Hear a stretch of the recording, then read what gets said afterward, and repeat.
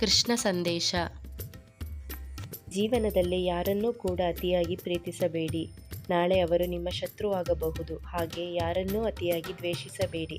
ಹಾಗೆ ನಾಳೆ ಅವರು ನಿಮ್ಮ ಮಿತ್ರರೂ ಆಗಬಲ್ಲರು. ಜಗತ್ತಿನಲ್ಲಿ ಕಾಲಕ್ಕಿಂತ ಶಕ್ತಿಯಾದ ವಸ್ತು ಇನ್ನೊಂದಿಲ್ಲ. ಮನುಷ್ಯ ಮನೆ ಬದಲಾಯಿಸುತ್ತಾನೆ, ಊರು, ಬಟ್ಟೆ, ಸಂಬಂಧ, ಸ್ನೇಹಿತ ಎಲ್ಲರನ್ನೂ ಬದಲಾಯಿಸುತ್ತಾನೆ. ಆದರೆ ಆತನಿಗೆ ನೆಮ್ಮದಿ ಇಲ್ಲ. ಯಾಕೆಂದರೆ ತನ್ನನ್ನು ತಾನು ಬದಲಾಯಿಸಿಕೊಂಡಿರುವುದಿಲ್ಲ.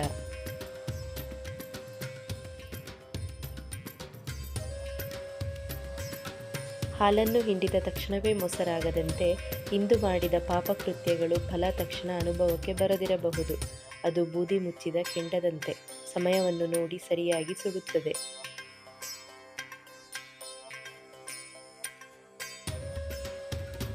ಇಲ್ಲಿ ಯಾರ ಹೆಸರಿನಲ್ಲಿ ಅನ್ನದ ಋಣವಿರುತ್ತದೆ, ಸಮಯ ಅವರನ್ನು ಅಲ್ಲಿಗೆ ಕರೆದುಕೊಂಡು ಹೋಗುತ್ತದೆ. ಯಾರೂ ಕೂಡ ಯಾರು ಕೊಟ್ಟಿದ್ದನ್ನು ತಿನ್ನುವುದಿಲ್ಲ, ತನ್ನ ಅದೃಷ್ಟದಲ್ಲಿ ಇರುವುದನ್ನೇ ತಿನ್ನುತ್ತಾರೆ.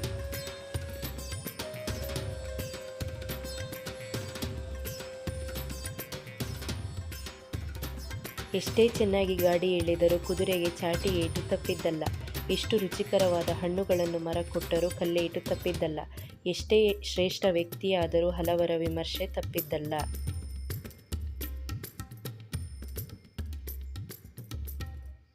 ಜೀವನ ಅನ್ನೋ ಪೈಪೋಟಿಯಲ್ಲಿ ನಮ್ಮ ಬದುಕನ್ನು ನಾವೇ ಅನುಭವಿಸುತ್ತಾ ಖುಷಿ ಪಡಬೇಕೇ ವಿನಃ ಇನ್ನೊಬ್ಬರಿಗೆ ಹೋಲಿಸಿಕೊಂಡು ಇರುವ ಸುಖವನ್ನು ಕಳೆದುಕೊಳ್ಳಬಾರದು.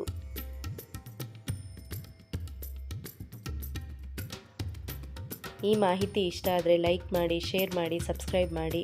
Thank you friends.